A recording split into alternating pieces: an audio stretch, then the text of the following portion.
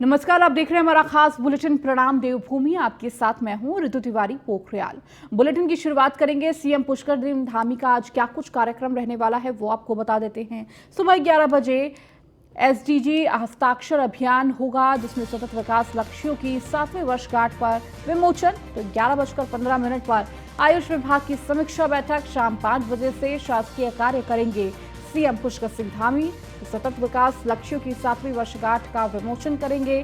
तो वहीं 11:15 बजे के करीब आयुष विभाग की समीक्षा बैठक लेंगे और शाम 5 बजे से शासकीय कार्य करेंगे सीएम पुष्कर सिंह धामी। तो ये वो कुछ खास कार्यक्रम है जिसमें सीएम योगी आदित्यनाथ सम्मिलित होंगे। माफ कीजिएगा, सीएम पुष्कर सिंह धामी उत्तराखंड में होने वाले इन कार्यक्रमों में शामिल होंगे।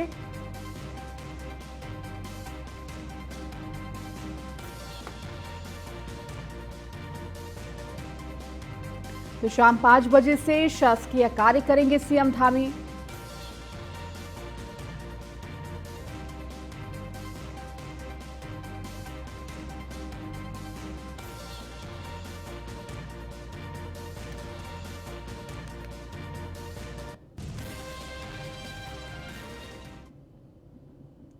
प्रधानमंत्री नरेंद्र मोदी ने वर्चुअल बैठक करते हुए ड्रोन के जरिए केदारनाथ में हो रहे निर्माण कार्यों का जायजा लिया। प्रधानमंत्री नरेंद्र मोदी की वर्चुअल बैठक में मुख्यमंत्री पुष्कर सिंह धामी, मुख्य सचिव एसएस संधू, पर्यटन सलाहकार भास्कर कुलबे समेत पर्यटन सचिव कुरवे भी मौजूद रहे। प्रधानमंत्री नरेंद्र मोदी ने बद्रीनाथ मास्टर प्लान का भी चर्चा की। मीडिया से बातचीत करते हुए सीएम पुष्कर सिंह धामी ने बताया कि केदारनाथ में बीते 10 गुना अधिक गति से काम हो रहे हैं, जबकि यात्रियों की भीड़ लगातार बढ़ रही है। मुख्यमंत्री ने कहा कि केदारनाथ पुनर्निर्माण के कार्य दिसंबर 2023 तक पूरे कर लिए जाएंगे। केदारपुरी में चल रहे कार्यों पर प्रधानमंत्री नरेंद्र मोदी ने संतुष्टि जाहिर की है।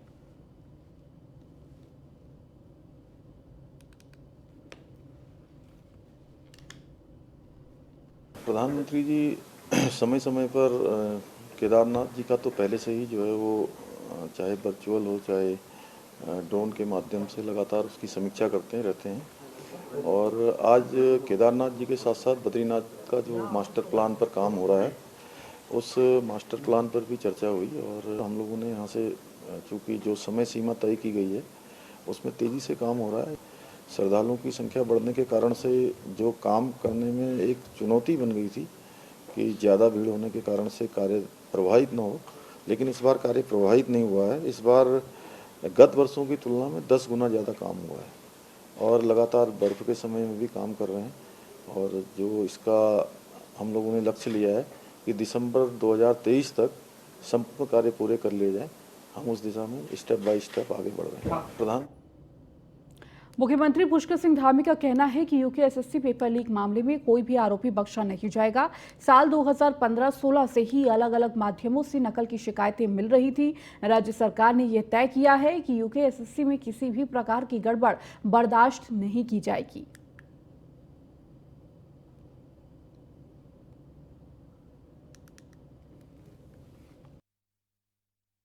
देखिए, आरोपियों पर जो भी कानूनी कार्रवाई है वो पूरी सख्ती के साथ की जा रही है और चार्जशीट दाखिल करने की प्रक्रिया पूरी हो गई है।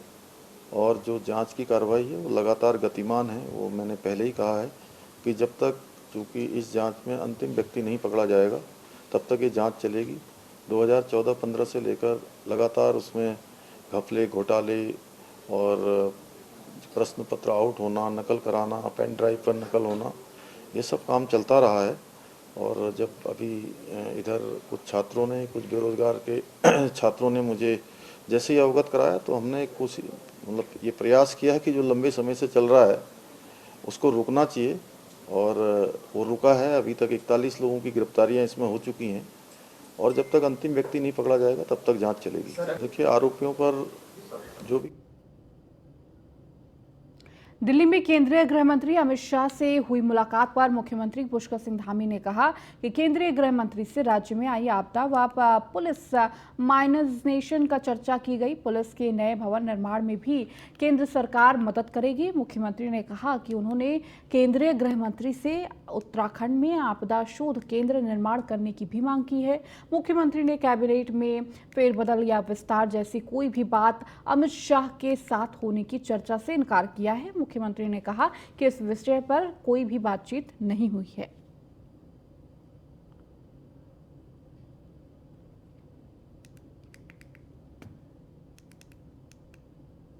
पुलिस के जो हमारे यहाँ पर थाने हैं, चौकियाँ हैं, उनको काफ़ी पुरानी हो गई हैं। बहुत सारी जगह पर लगातार केंद्र के सहयोग से पहले से पैसा आता था, उसमें कुछ कमी भी हुई है। तो मैंने उनसे अनुरोध किया है कि चूँकि पुलिस मॉडर्नाइजेशन के लिए हमको कुछ सहायता की आवश्यकता है। इसी के साथ साथ जो आपदा का है, आपदा में जहाँ देहरादून और इस बार टिहरी ज़िले में, इसके आसपास और धारचूला में काफ़ी नुकसान हुआ है, उसके संबंध में मैंने उनसे अवगत कराया है। और उनको अभी मंत्रिमंडल के बारे में बात नहीं हुई है, अभी आपदा के बारे में और जो हमारा पुलिस मॉडर्नाइजेशन है और किसाऊ डैम जो बनना है उसके संबंध में चर्चा है। पुलिस के जो हमारे उत्तराखंड विधानसभा में बैकडोर से हुई भर्तियों के मामले पर मुख्यमंत्री पुष्कर सिंह धामी ने साफ कहा है कि जो भी भर्तियां निगम विरुद्ध हुई है उनको निरस्त किया जाना है, साथ ही दोषियों पर भी कार्रवाई होनी चाहिए। मुख्यमंत्री धामी ने कहा जैसे ही उन्हें उत्तराखंड विधानसभा बैकडोर भर्ती के बारे में पता चलेगा वो तत्काल अध्यक्ष ऋतु खंडूरी को इस मामले की जाँच के लिए कहा था और दिशा में काम हो रहा है। अब विधानसभा में गठित जाँच कमेटी की रिपोर्ट के आधार पर विधानसभा अध्यक्ष को निर्णय लेना है।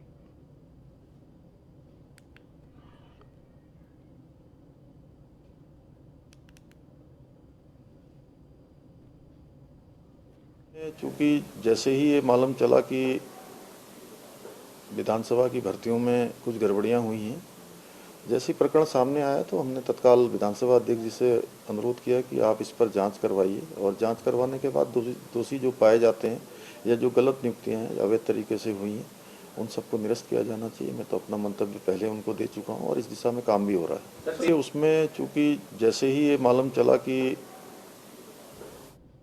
कांग्रेस के पूर्व प्रदेश महामंत्री प्रमोद खारी ने बीजेपी ज्वाइन कर लिया है। लक्सर के बीजेपी प्रदेश अध्यक्ष महेंद्र भट्ट, पूर्व मुख्यमंत्री त्रिवेंद्र सिंह रावत और प्रदेश प्रभारी दुष्यंत गौतम में उन्हें बीजेपी की सदस्यता दिलाई। आपको बता दें, प्रमोद खारी ने कांग्रेस पे मनमानी का आरोप लगाकर अपने पद से इस्तीफा दे दिया था। प्रमोद खारी ने हरीश रावत सहित प्रदेश के तमाम बड़े नेताओं पर भी निशाना साधा और कहा कि ये नेता केवल परिवारवाद को ही बढ़ावा दे रहे हैं।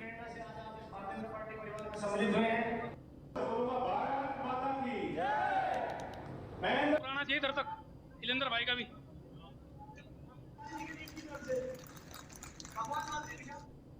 भारतीय जनता पार्टी का नेतृत्व आज नरेंद्र मोदी जी के नेतृत्व में हम काम कर रहे हैं। उनका जनता के प्रति जो विश्वास बढ़ा है, चाहे वो कोरोना काल हो, सेवाई पखवाड़ा रहा हो, अनेकों के माध्यम से जो हमने लोगों के घर में शौचालय दिए हैं, जो गैस देने का काम किया है, कोरोना वैक्सीन फ्री देने का काम किया है, ऐसे अनेकों ने काम कर जनता के मन में उन्होंने जगह बनाई है। साथ साथ हमारे मुख्यमंत्री का प्रभावशाली कार्य हो रहा है। इसको देखते हुए यहाँ की जनता ने मन बना लिया है कि अब की बार इस थ्री व्हीलर का तीसरा पहिया भी भारतीय जनता पार्टी का लगेगा और विकास की ओर भारतीय जनता पार्टी बढ़ा रही है, उसका विश्वास बढ़ा है। उसी प्रकार से आज हमारे बदले में खारी जी हमको ज्वाइन करे हैं। मैं उनका धन्यवाद करता हूं कि उन्होंने ऐसी कांग्रेस को छोड़ने का एक संकल्प लिया है। कार्यकर्ता बूथ तक है, जमीन तक है। जब भी कोई चुनाव होता है, हमारे सब कार्यकर्ता, राष्ट्रीय हो चाहे प्रदेश स्तर के, सब कार्यकर्ता उस चुनाव में अपनी सहभागिता देते हैं। यही कारण है हमारे प्रदेश के पदाधिकारी यहाँ पर हैं और ये चुनाव हम प्रचंड बहुमत से जीतेंगे, मैं आपको विश्वासपूर्वक कह सकता हूँ। इस तरह से कांग्रेस पार्टी के अंदर वरिष्ठ कार्यकर्ताओं को, नेताओं को जिस तरह से अवॉइड किया जा रहा है, लगातार नेगलेक्ट किया जा रहा है, जब मेरा पूरा जिस तरह से मुझे अपमानित किया जा रहा था, तो मैंने उसी क्रम को देखते हुए मैंने पार्टी से इस्तीफा देना ही सही समझा। आपको लगता है कि बीजेपी, मैं पार्टी में किसी शर्त पे नहीं आया। अब जिस तरह से भाजपा के अंदर जिस तरह से युवाओं को एक सम्मान मिल रहा है और जिस तरह से आदरणीय नरेंद्र मोदी जी जिस तरह से युवाओं को आगे बढ़ाने का काम कर रहे हैं, तो मुझे लगता है कि भाजपा के अंदर हम लोगों को भी एक सम्मान मिलेगा और हम लोग मैं किसी लालच से नहीं है, किसी पद के लिए नहीं है। मैं पार्टी के हम कार्यकर्ता हैं, पार्टी के लिए काम करते हैं। उत्तराखंड मौसम विभाग ने प्रदेश भर में बारिश को लेकर येलो अलर्ट जारी किया है। साथ ही नदी नालों के किनारे और पर्वतीय क्षेत्र जैसे संवेदनशील इलाकों में दूर रहने की सलाह दी है। उत्तराखंड मौसम विभाग ने आज बागेश्वर, चंपावत, पिथौरागढ़ और नैनीताल में कहीं कहीं भारी बारिश की संभावना जताई है। इसके अलावा पर्वतीय इलाकों में आकाशीय बिजली के साथ तेज बारिश की संभावना भी है। साथ ही मौसम विभाग ने अपने एक हफ्ते तक कुमाऊं मंडल में कहीं कहीं भारी बारिश होने की संभावना जताई है।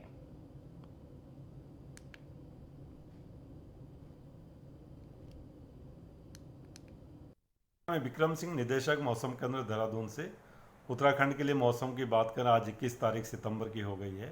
तो अगर अभी 21 से लेके 25 तक के लिए देखें तो इसमें जो प्रदेश में अनेक जगहों तक में हल्की से मध्यम बारिश जो है, जो उत्तराखंड के पहाड़ी क्षेत्र हैं उसमें अगर बात करें तो ये जो है जो बारिश की एक्टिविटी है अनेक जगहों तक में हल्की से मध्यम बारिश हुआ भी अगले 5 दिन चलती रहेगी। इसके साथ अगर मैदानी क्षेत्रों की बात करें उत्तराखंड के, तो वहाँ पर आप देखेंगे कि जो कुछ जगहों में हल्की मध्यम बारिश वहाँ पर भी मिलेगी। जहाँ तक भारी बारिश का सवाल है तो उसमें आप ये कह सकते हैं कि जो हमारा कुमाऊं क्षेत्र है उसके जो पहाड़ी जनपदों में एका दुक्का स्थानों में, खासकर आपका बागेश्वर है, पिथौरागढ़ है, नैनीताल, बागेश्वर, चंपावत है, तो इन डिस्ट्रिक्ट में संभावना है कि एका दुक्का जगहों में अगले 3-4 दिन में जो है आप देखेंगे कहीं कहीं पर हैवी रेन्स उनमें मिलने की संभावना है। मैं विक्रम सिंह, निदेशक मौसम। राजधानी देहरादून और आसपास के इलाकों में बुधवार दोपहर से बारिश का सिलसिला जारी है, जिससे सामान्य जनजीवन प्रभावित हुआ है। मूसलाधार बारिश के कारण चारधाम यात्रा भी प्रभावित हुई है। मौसम के बदले मिजाज का जायजा लिया हमारे विशेष संवाददाता सुदीप जैन ने।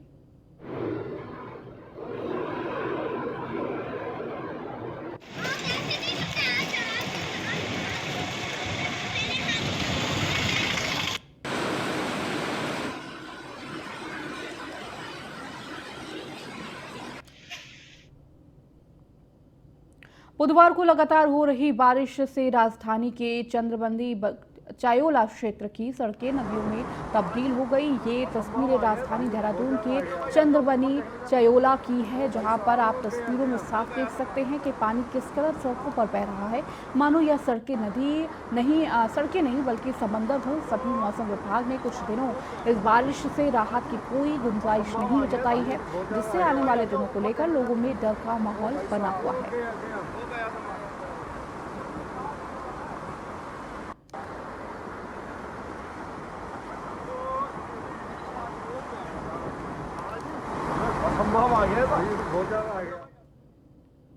हरिद्वार में हो रही लगातार बारिश ने जनजीवन अस्त व्यस्त हो गया है। हरिद्वार के शहरी क्षेत्र में जहां सड़कें पूरी तरह तालाब में तब्दील हो चुकी हैं, तो वहीं ग्रामीण क्षेत्र में भी बारिश से लोगों को परेशानी हो रही है। भारी बारिश से नदी नाले उफान पर है। पहाड़ों पर हो रही मूसलाधार बरसात के चलते अब मैदानी इलाकों में भी गंगा ने अपना रौद्र रूप दिखाना शुरू कर दिया है।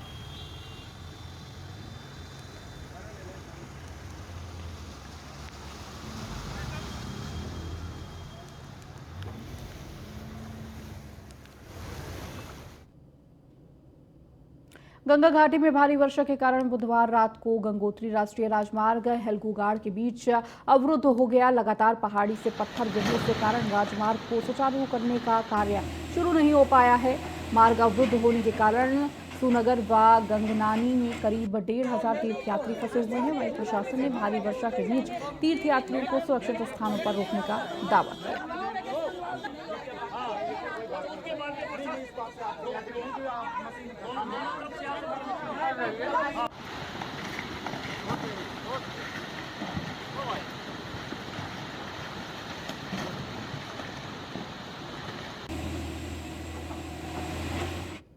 मैंने अभी मौके का निरीक्षण किया है। जैसा कि देखा जा रहा है कि यहाँ ऊपर से लगातार पत्थर आ रहे हैं, तो आज तो संभावना बिल्कुल नहीं है कि ये जो रास्ता हमारा खुल जाएगा। तो जितने भी पर्यटक हैं, मेरा सबसे यह अनुरोध है कि जो हेलुगाड़ से हर्षिल साइड की तरफ वाले हैं वो वापस झाला में और इधर गंगनानी में उनके लिए हम व्यवस्था कर रहे हैं।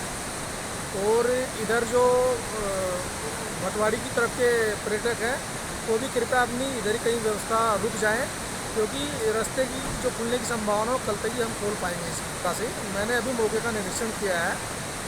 जैसा कि देखा जा पौड़ी जिले के राजस्व पुलिस क्षेत्र में 4 दिन पहले रिजॉर्ट से गायब हुए 19 साल की रिसेप्शनिस्ट का अभी तक कोई सुराग नहीं लगा है। परिजनों की गुहार के बाद इस मामले को राजस्व पुलिस से रेगुलर पुलिस को ट्रांसफर कर दिया गया है। वहीं लड़की के परिजनों ने रिजॉर्ट के मालिक और मैनेजर पर भी गंभीर आरोप लगाया है। आपको बता दें, युवती यमकेश्वर ब्लॉक के ग्राम सभा श्रीकोट की रहने वाली थी, जिसमें बीती 28 अगस्त को ही गंगा भोगपुर स्थित रिजॉर्ट में रिसेप्शनिस्ट पद पर ज्वाइनिंग की थी। लेकिन युवती को ज्वाइनिंग किए हुए 1 महीने का वक्त भी नहीं बीता था कि वो 18 सितंबर को रिजॉर्ट से ही रहस्यमय तरीके से लापता हो गई। वहीं पुलिस के अफसरों का कहना है कि मामले को जल्द सुलझाने के लिए टीम का गठन कर दिया गया है।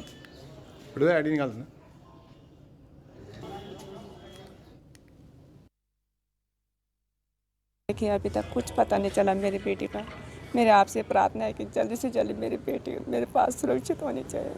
मैं आपसे हाथ जोड़ के विनती करती हूँ। ये तो मेरा अपना उत्तराखंड है, मेरे को कुछ हो, मेरे को आप मेरी जो भी है मेरी मदद करो। मेरे बेटे को जल्दी से जल्दी मेरे सामने वो करो। मैं अपना दिल का हाल आपको बता नहीं सकती। मुझ पर क्या बीत रही है, 5 दिनों से मैं कैसे यहाँ पे खड़ी हो रही हूँ, आपको बता नहीं सकती। मेरे आपसे हाथ जोड़ के गुजारिश है कि मेरी बेटी को जल्दी से जल्दी पता लगाओ। राजस्व पुलिस से रेगुलर पुलिस को ट्रांसफ़र हो गया है। आज विधिवत उनको पत्र सौंपा गया है और जल्द ही इसमें एसपी साहब ने जो आश्वासन दिया कि जल्द इसमें जांच करके 1-2 दिन में पूरा पता लगा लिया जाएगा कि लड़की कहाँ है या उसके साथ क्या हुआ है। हाँ, ये तो ज़रूर है कि राजस्व विभाग की लापरवाही और ख़ासतौर जो पटवारी हैं वो संदिग्ध के घेरे में हैं। और दूसरी बात यह है कि यदि किसी बालिका की गुमशुदगी की रिपोर्ट दर्ज होती है तो पहले आपको माँ बाप से संपर्क करना चाहिए, जिसमें कि राजस्व विभाग की बहुत कमियां हैं। ये केस हमको ट्रांसफ़र हुआ है, गंगा भोगपुर तल्ला का ये मामला है। वहाँ से कोई लड़की जो रिजॉर्ट में काम करती थी वो मिसिंग है बताया गया 4-5 दिन से। पटवारी के यहाँ उसकी गुमशुदगी लिखाई गई है और वो केस हमको ट्रांसफ़र हुआ है। तो अभी जस्ट ट्रांसफ़र हुआ है, तो अब हम टेक्निकल जो भी चीज़ें होंगी उसके आधार पर और बाकी वहाँ पे मौका मुआयना करके जो भी विवेचना होगी वो करेंगे। देखिए, अभी तक कुछ कालाडूंगी के कोटाबाग ब्लॉक सभागार में हुई बीडीसी बैठक में बिजली और पानी के मुद्दों पर चर्चा हुई। बैठक के दौरान जनप्रतिनिधियों ने तमाम तरह की समस्याएं उठाई, जिससे अधिकारियों की ओर से फोन भी उठाया ना। मनरेगा पेंशन, प्रधानमंत्री आवास योजना जैसे मुद्दे शामिल रहे। वहीं बैठक में मौजूद विधायक बंशीधर भगत, सीडीओ संदीप तिवारी और अन्य संबंधित अधिकारियों को जल्द से जल्द लोगों की समस्याओं के समाधान करने के निर्देश दिए हैं। क्योंकि ये कहीं ना कहीं आम जनता का खिलवाड़ है और आज एक कालाडूंगी में दिखाया अल्ट्रासाउंड जांच के बाद इतना पैसा लग गया है वो गरीब परिवार से बजरी आलू की रहने वाली है, वो रोज चक्कर काट। प्रमुख समस्याएं सड़क और पेयजल की थी और सड़क की जितनी भी समस्याएं यहाँ पे आई हैं उसमें एस्टीमेट बनाने को कहा गया है विभागों को और जल्दी ही उसमें कार्रवाई की जाएगी। सर, कुछ जनप्रतिनिधियों ने आरोप लगाया कि अधिकारी जो है फ़ोन नहीं उठाते हैं, ऐसे आपदा का समय है तो उसमें क्या? देखिए, एक बड़ा गंभीर विषय उठा था कि अधिकारी जो खंड स्तर के हैं वो फ़ोन नहीं उठा रहे हैं। इसमें मैं ब्लॉक प्रमुख जी से बात करूंगा और उन अधिकारियों की सूची जरूर लूँगा कि ऐसे कौन से अधिकारी हैं जो फ़ोन नहीं उठा रहे हैं और उनके विरुद्ध कार्रवाई की जाएगी। मैं प्रमुख समस्याएँ सड़क और पेयजल की थी और सड़क की कोटाबाग ब्लॉक की क्षेत्र पंचायत की बैठक यहाँ के ब्लॉक प्रमुख रवि कन्याल जी की अध्यक्षता में हुई है, जिसमें सीडीओ साहब प्रमुख रूप से उपस्थित हैं और एसडीएम साहब भी हैं और सब अधिकारी हैं, क्षेत्र पंचायत के सदस्य हैं, प्रधान हैं। यहाँ की सबसे बड़ी समस्या जो थी वो पेयजल की थी। वो पेयजल में अब जो हर घर नल हर घर जल वाली योजना हमारी आई है, प्रधानमंत्री जी की जो योजना है, उससे सभी लाभान्वित हो जाएंगे और सबको पानी मिल जाएगा। बाकी जो कहीं पर कोई व्यक्तिगत अड़चने हैं तो वो सीधे कह दिया गया है, अधिकारियों से मिलकर बात करेंगे। हमारे जो जल संस्थान जल निगम के अधिकारी हैं वहाँ के पर्वतीय क्षेत्र के, उनको 3 दिन का हमने टाइम दिया है कि वो 3 दिन जो है 26, 27, 28 को पर्वतीय क्षेत्र का दौरा करेंगे। कोटाबाग ब्लॉक हरिद्वार के इब्राहिमपुर गांव में मगरमच्छ दिखने से ग्रामीणों में हड़कंप मच गया। इसके बाद इसकी सूचना वन विभाग को दी गई। सूचना मिलते ही तुरंत वन विभाग की टीम गांव पहुंच गई। इसके बाद वन कर्मियों ने कई घंटों की मशक्कत के बाद मगरमच्छ पकड़ा। वन विभाग की टीम उसे अपने साथ ले गई, जिसके बाद ग्रामीणों ने राहत की सांस ली। जंग जीतिए।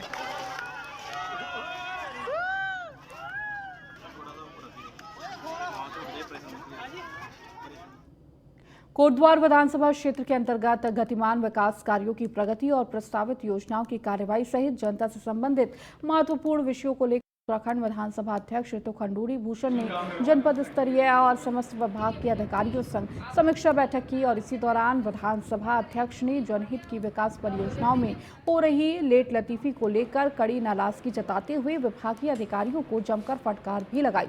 स्पीकर ने अधिकारियों को साफ शब्दों में चेतावनी देते हुए कहा कि जनहित में कार्यों में किसी प्रकार की लापरवाही बर्दाश्त नहीं की जाएगी, अधिकारियों की जवाबदेही तय की जाएगी।